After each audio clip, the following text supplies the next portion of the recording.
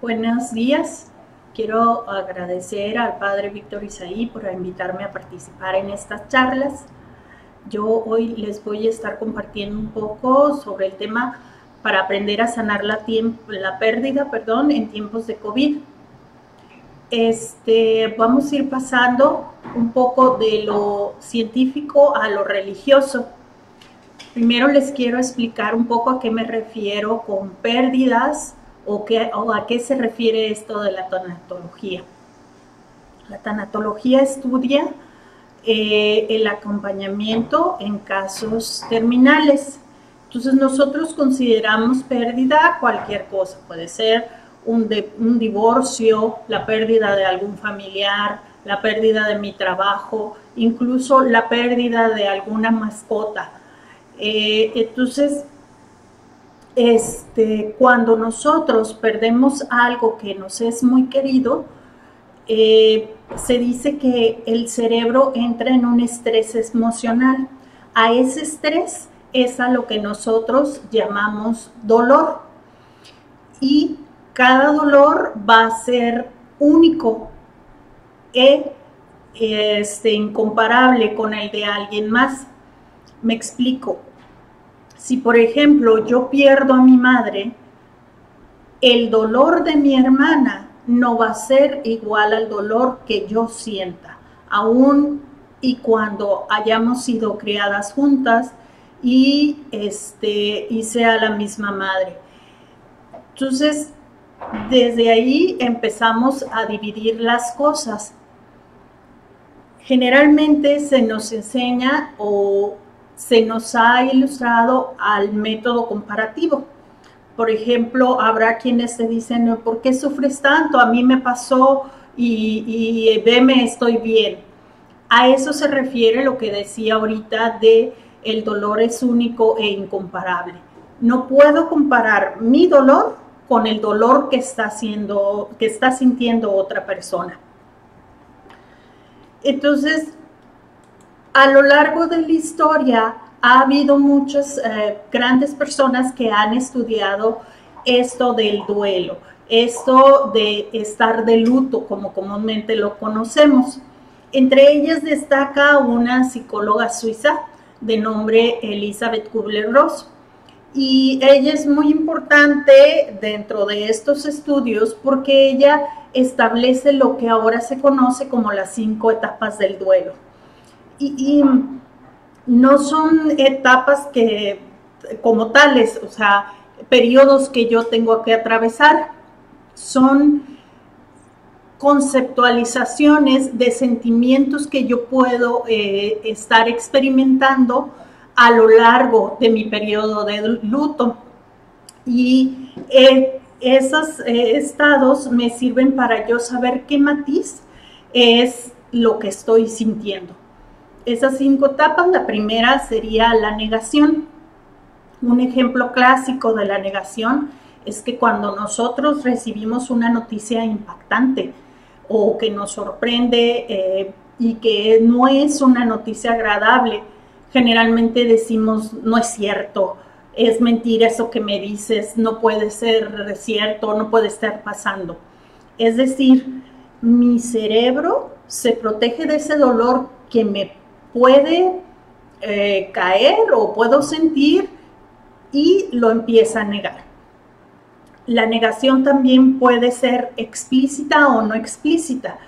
La no explícita sería, por ejemplo, una mamá que yo acompañaba, ella había perdido a su hijita y si, por ejemplo, ella estaba barriendo la calle y pasaba algún conocido y no sabía que su hija había muerto, le preguntaba, hola, ¿qué tal? ¿Y cómo está tu hija? Y ella decía, ahí está arriba, está dormida. Eso es un claro ejemplo de negación no explícita. Entonces, al principio, cuando recién recibimos una noticia impactante de que hemos perdido algo que nos es muy querido, que era necesario, según nosotros, para estar viviendo, nuestra primera reacción o nuestra primera respuesta cerebral va a ser negarlo. En segundo paso vemos también lo que es la ira.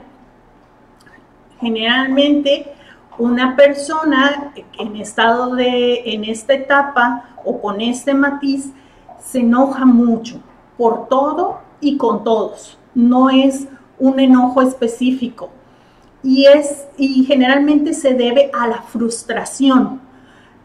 Y viene la frustración de saber que algo muy querido para nosotros se ha muerto y no puedo remediarlo. Entonces, el carácter de una persona que está en duelo puede ser muy volátil. No tiene que ver con nadie. O bien puede ser que de algo muy pequeño se haga algo muy grande. Entonces, esa es otra de las etapas. Luego viene la tercera etapa, que es la negociación. Y cuando una persona está en la etapa de negociación, puede ser antes o después de que se produzca la muerte. Por ejemplo, alguien que esté enfermo, que haya perdido su salud, puede ser que la etapa de negociación sea me voy a portar bien, voy a seguir mi dieta, voy a hacer el ejercicio y tú me regresas eso que yo perdí. O bien puede ser después de la muerte, cuando, por ejemplo, uno de los familiares dice, ya no voy a tener este comportamiento que era nocivo o que, por ejemplo, a mi mamá no le gustaba y se murió, entonces yo ya me voy a portar bien, ya no voy a tomar o ya no voy a fumar, con tal de que ese ser querido regrese. Entonces, generalmente en esta etapa ya empezamos a asociarlo con lo divino. Es aquí a donde generalmente se recurre a Dios en cualquiera de sus formas para decirle, voy a hacer esto bien de aquí en adelante y tú me regresas eso que me es tan preciado. Luego viene la etapa como cuarto de la tristeza. Y aquí es una tristeza que no se puede mitigar. En esta etapa generalmente ya la persona se empieza a dar cuenta que ya no existe eso que me era tan querido, ya sea el familiar, el trabajo, mi mascota, cualquiera de esas, lo que haya sido el factor que influyó para que yo estuviera en este duelo. Entonces, se empiezan a dar cuenta de esa irreversibilidad de esa muerte o de esa desaparición y no tienen incentivos, sienten que no hay un incentivo para continuar su vida, se sienten ofuscados. Y finalmente la quinta etapa, que es la etapa de aceptación. Y si bien el nombre pudiera parecer que es una etapa pues más alegre que las anteriores, el aceptar la muerte de un ser querido o que ya no va a formar parte de mi vida, por ejemplo, en el caso de un divorcio, no es una etapa feliz. Generalmente esta etapa se da debido al cansancio. El que yo esté sufriendo, que me esté doliendo el que una persona desapareció de mi vida, me causa mucho estrés y mucho cansancio, es mucho desgaste. Entonces, generalmente cuando se llegue a esta etapa, la persona es más por cansancio que me di cuenta. De hecho, una de las características de esta etapa es que los sentimientos no son muy intensos, el sentir de la persona es muy vago. Entonces no está ahí. Hasta ahí son las etapas como la definen la mayoría de los estudiosos del duelo. Sin embargo, el otro día, escuchando una plática con Javier Meroni, que es un sacerdote jesuita, él agrega una sexta etapa y se me hace muy interesante y muy útil también en esto de las fases del duelo, que es el aprendizaje. Todo aquello que esta etapa de duelo me enseñó a mí con respecto a lo que estoy viviendo. Como les digo, todas estas etapas no significa que se van a presentar de manera secuencial en una persona de duelo, ni tampoco que las va a presentar todas. Puede ser que yo empiece por la 3, me pase a la 1, que es la negación, y luego me vaya un poquito a la ira y viceversa. No es una manera secuencial, ni tampoco significa que tengo que atravesar las 5 para ya estar en el duelo. Puede ser que me salte de la negación a la negociación y luego a la aceptación. Y nomás viví 3. Dependiendo de la persona es que se va a hacer esto.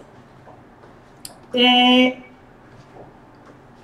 esta sexta etapa que menciona Javier Meroni se hace importante porque con el tema de la pandemia, con el tema del COVID que estamos viviendo, existe, ya todos aquí estamos en un periodo de duelo. ¿Por qué? Porque se nos ha impuesto algo, se nos ha impuesto un retiro, una enfermedad, y de pilón es un ente que no podemos ver, que no podemos manipular. El virus no lo puedo ver, no lo puedo tocar, me es intangible, sin embargo, ahí está y me ha hecho mucho daño.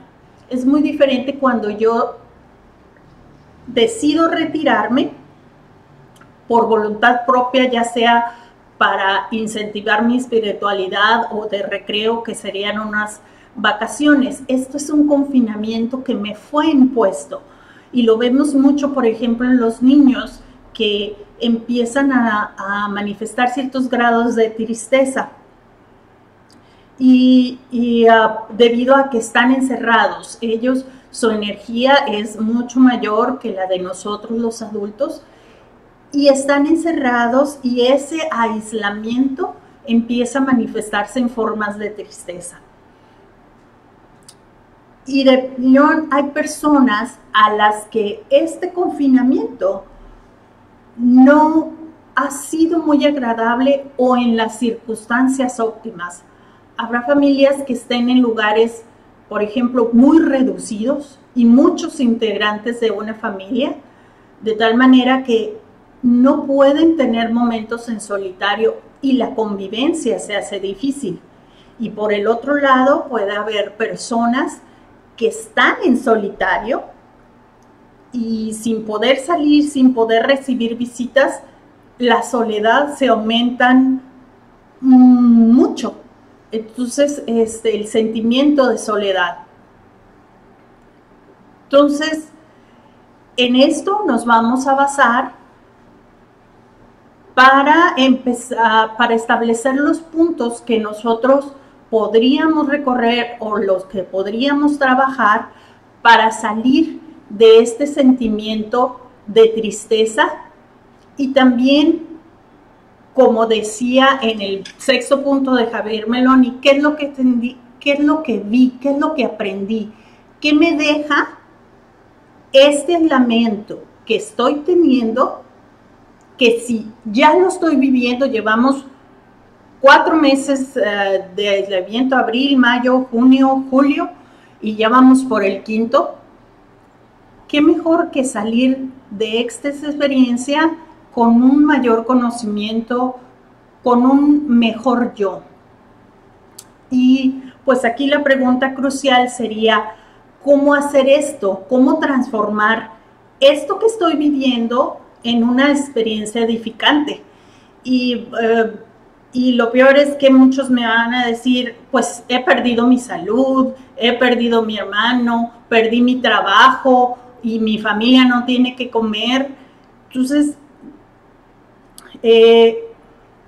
todos estos que son los grandes temores del hombre siempre están basados en la muerte. Y uno de los principales obstáculos para superar es la resistencia que yo le pongo. Que si bien nos acordamos, aquí empezamos a compaginar lo científico con lo espiritual. Yo me resisto y entra por aquí por ejemplo, la etapa de la negación. Yo me resisto a este sentir, me resisto a estar triste. Sin embargo, aquí lo más importante es vivir estas etapas. Ya está, la dejo que llegue. Y esta sería nuestra primera fórmula en este trabajo que vamos a hacer para superar este duelo que estamos viviendo. Recordemos el dicho que dice, lo que se resiste, persiste. Entonces, si yo estoy triste, voy a dejar que esa tristeza llegue a mí y la voy a tomar. La tristeza es buena, es lo que me sirve como margen de comparación para medir la felicidad. Yo no tendría felicidad si no tendría como comparativo la tristeza. Entonces, la voy a ver con buenos ojos, no la voy a juzgar como buena o mala, simplemente como algo que está ahí, y voy a aceptar esa tristeza que yo siento. Lo voy a abrazar y lo voy a calificar como una etapa que yo tengo para llorar. Entonces, ¿qué es lo que voy a hacer? Voy a fijarme en mí misma, me voy a interiorizar y estoy triste. En el momento que yo sienta la tristeza, voy a pedir compañía y no va a ser cualquier compañía. Voy a invocar al Espíritu Santo, aquí es donde empieza a entrar nuestro catolicismo. Le voy a pedir compañía, que venga conmigo, no que me la quite, simplemente que esté conmigo, que me haga compañía y voy a llorar. Tan simple y tan sencillo como eso. Llorar, llorar, llorar, llorar. Una gran maestra, ella cuando nos enseñaba, nos platicaba que ella perdió a su mamá de pequeña y no tuvo la oportunidad de llorarla. Entonces ya de grande se daba cuenta que su vida era muy triste. Y cuando empezó a ver esto de la tanatología, del duelo, se da cuenta que no lloró a su mamá. Entonces hizo una terapia para ella, donde todos los días se levantaba, se alistaba, se arreglaba para ir a trabajar. Y unas cuadras antes de llegar a su trabajo, iba en su carro, lo detenía, invocaba al Espíritu Santo y empezaba a llorar. Llorar, llorar, llorar, llorar, hasta que se cansaba. Y entonces sí, se limpiaba, le arreglaba su maquillaje y vámonos al trabajo. De esta forma superó su duelo. De ahí la importancia. Hay que darle valor a lo que sentimos. El que sea una tristeza no significa que sea malo. Ese es el punto de no lo juzgo.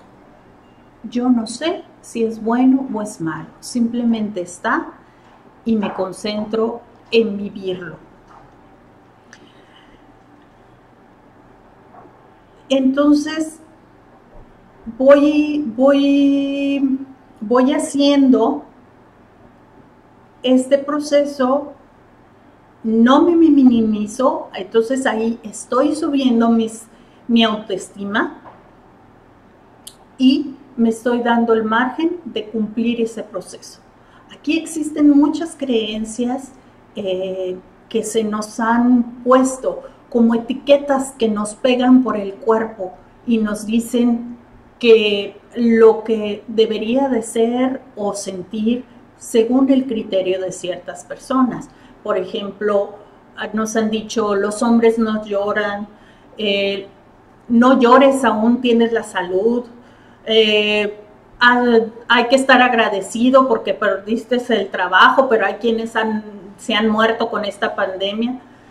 Todas esas exclamaciones minimizan mis sentimientos y no me dan margen para que yo desarrolle ese sentimiento y le dé su valía. Entonces, aquí hay que decirnos constantemente, está bien estar triste, está bien llorar, está bien que esté enojado. Este es mi momento de tener ese sentimiento. Entonces, lo abrazo con ternura, lo abrazo con mi amor y le digo, está bien, sal a la luz, aflora. Entonces, como les dije, es muy importante siempre pedir la compañía del Espíritu Santo. Y esto también tiene un significado. Yo ya no me siento sola. Tengo esa compañía que es tan necesaria en ese momento de tristeza. Entonces, ya que he pasado ese momento y si me es propicio o si les es propicio a ustedes, viene otro de los grandes pasos de esta fórmula, que es interiorizar en mí. Y esto no es algo fácil. Las cosas que les propongo aquí no son cosas fáciles, son cosas que necesitan valor, perseverancia, estar constantemente sobre ellos para poder avanzar. No se va a presentar un día el llanto y el siguiente la ira y ya se acabó mi duelo.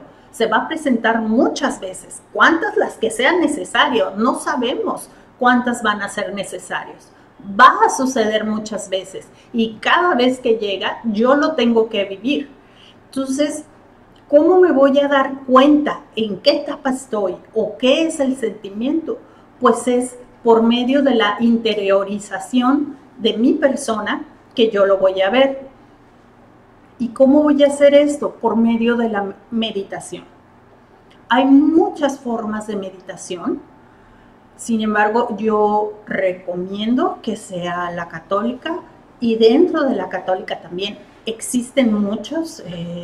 Está la oración contemplativa, los ejercicios ignacianos de espiritualidad.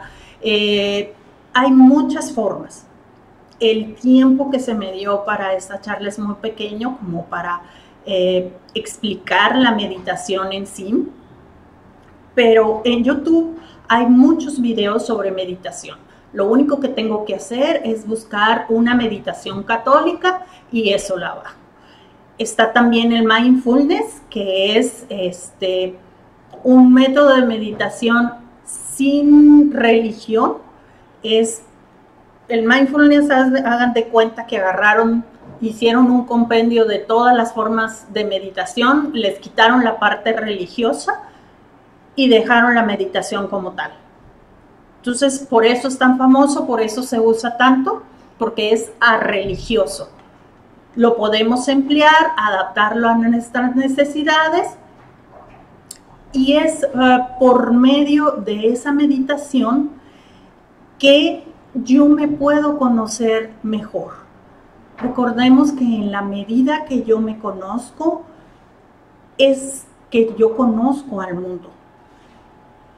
Este conocimiento de mí mismo me lleva a una mayor comunión con Dios, porque Dios vive en mí, vive dentro de mí, y por consiguiente, cuando yo me conozco, es que lo conozco a Él. Entonces, cuando empiezo a conocerlo, mi fe aumenta. Hay muchas personas que hablan de la fe. Sin embargo, una vez yo leí a San Juan de la Cruz y se me hizo que hablaba precisamente de esto. A lo mejor puede ser que no, pero yo lo adapté. Él en sus Noche Oscura escribe 2 versos pequeñitos que se los voy a decir porque son muy buenos. Y dice, En la noche dichosa, en secreto, que nadie me veía, ni yo miraba cosa, sin otra luz y guía, sino la que en el corazón ardía. Aquesta me guiaba más cierto que la luz de mediodía, a donde me esperaba quien yo bien me sabía, en parte donde nadie parecía.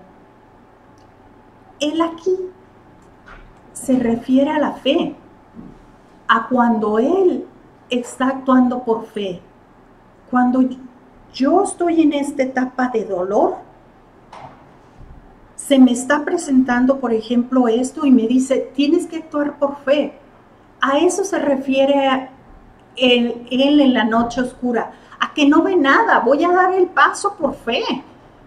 O a lo mejor por conveniencia, porque ya no aguanto este dolor que tengas. Por lo que tú quieras está bien, pero da el paso. Déjate guiar, empieza los ejercicios y actúa por fe, porque se te dice que del otro lado vas a estar mejor. Esa es la parte donde él dice, no sabía dónde iba porque no veía nada, pero sin embargo mi fe me guiaba más claro que la luz del mediodía. ¿Y a dónde me llevaba? A donde yo espero estar. Y cuando yo estoy de luto, todo parece desolado, parece que no hay nadie. Entonces, por eso él dice que parecía que no había nadie. Sin embargo, sí estaba. Esa es la fe. Me aviento y no es lo que siento.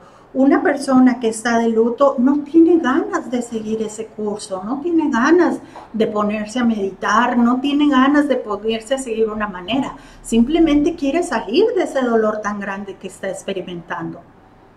Y sin embargo, hay que entrar en mi persona. Es lo que menos quiere hacer, pero es lo que necesito hacer. Necesito entrar y verme y dar ese paso por fe. Y cuando yo actúo con esa fe, es la parte donde dice, me lleva con mucha claridad. Es entonces cuando yo me encuentro con Dios.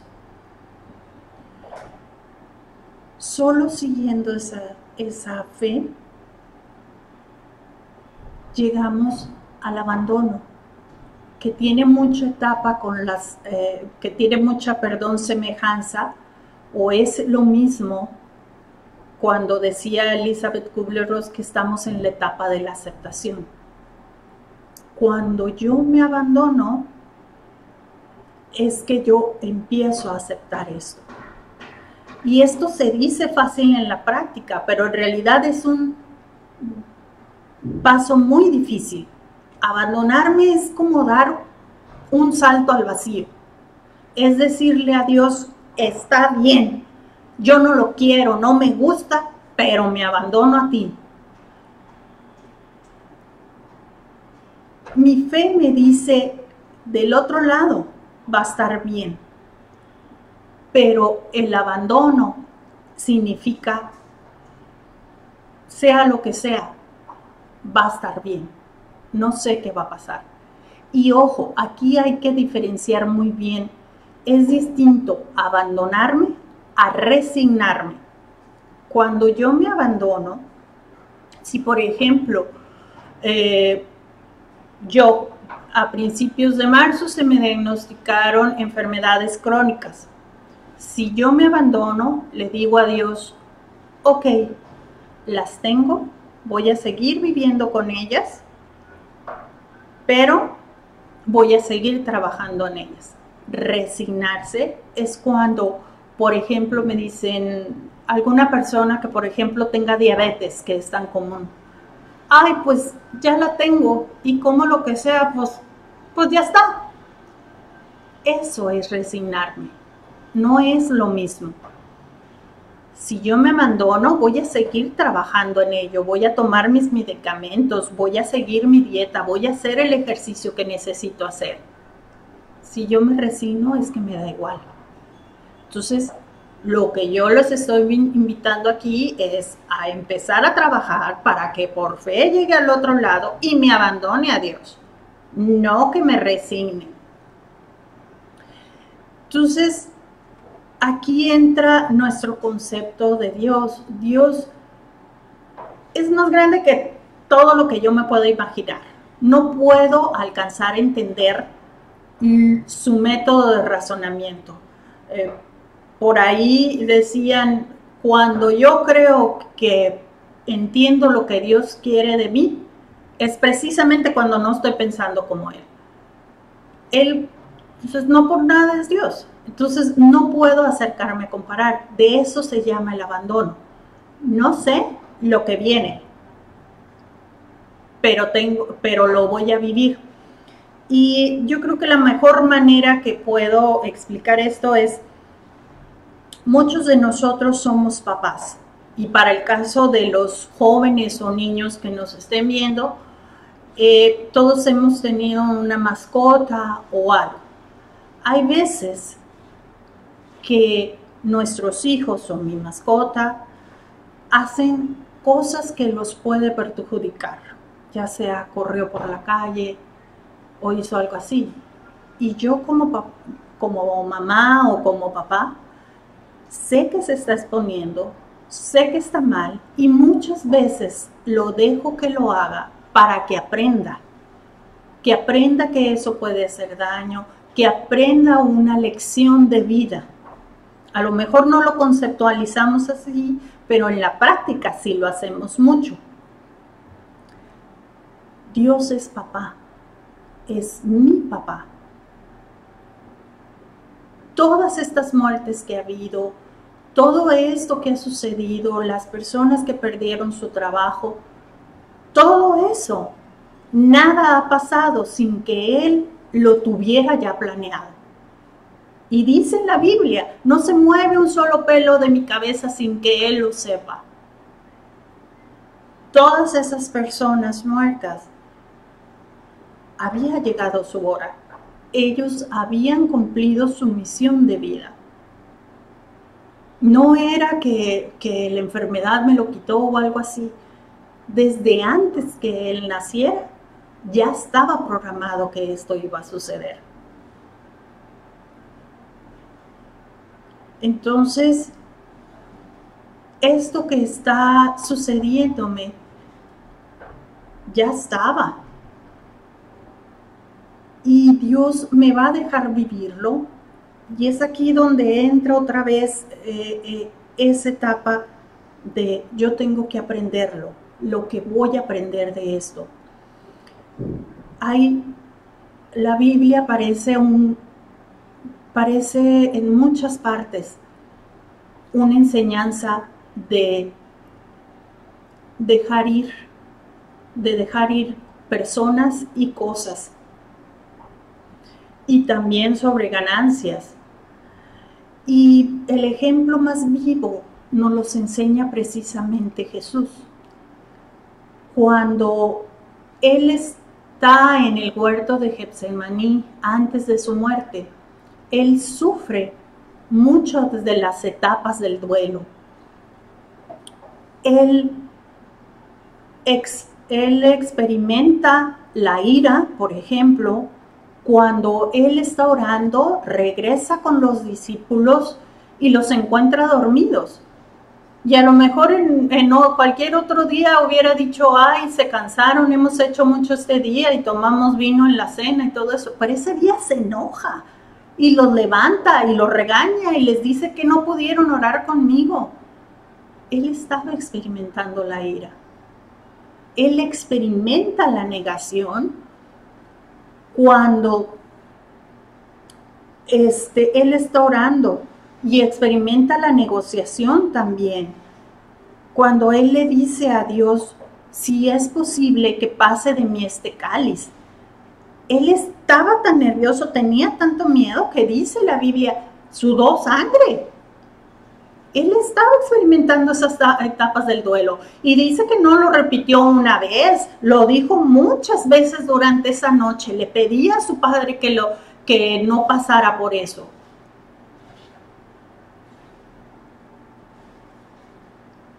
Él se levanta de ahí y va con los discípulos, y es hasta el siguiente día que él tiene la aceptación. Cuando él está en la cruz y le dice a su padre: Padre, en tus manos encomiendo mi espíritu. A él, al Hijo de Dios, le costó trabajo llegar a esa aceptación.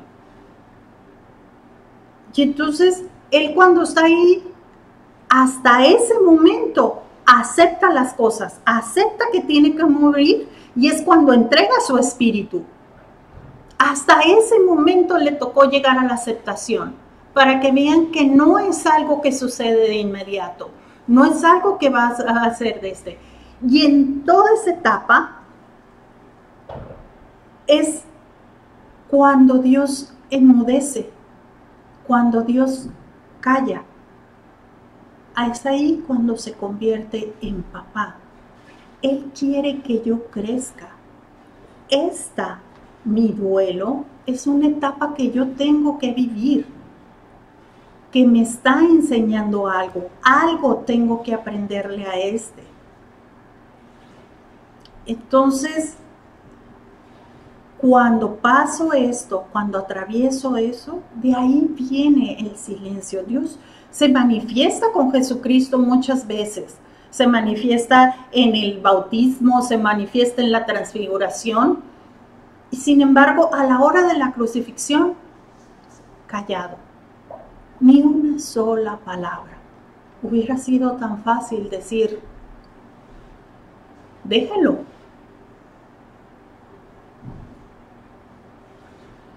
Y entonces es que viene la recompensa.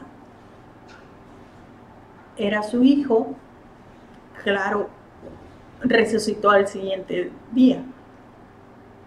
Mi recompensa es: yo paso este dolor y me queda una enseñanza de vida. Yo paso eso y algo aprendí de aquí.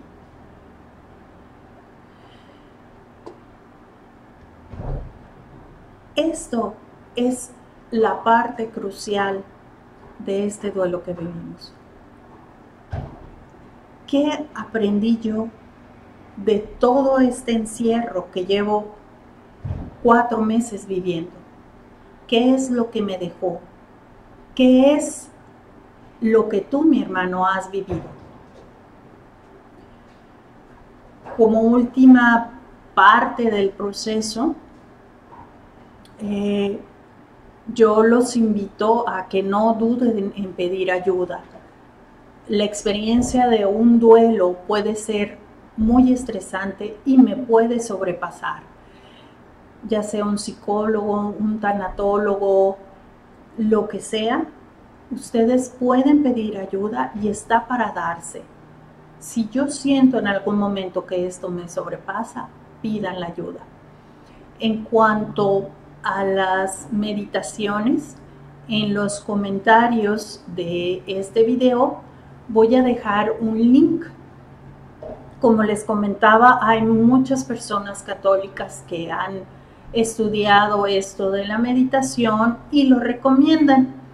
Yo les dejo un link a un extracto del libro de Ignacio Larrañaga, El arte de vivir. Ignacio Larrañaga era un sacerdote, creador de los ejercicios de espiritualidad y vida y los talleres de oración y vida, perdón.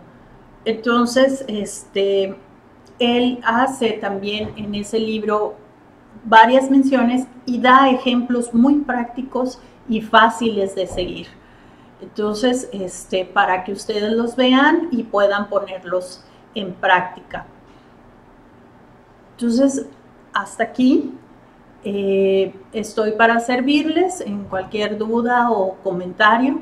Nuevamente, muchas gracias y que tengan bonito día.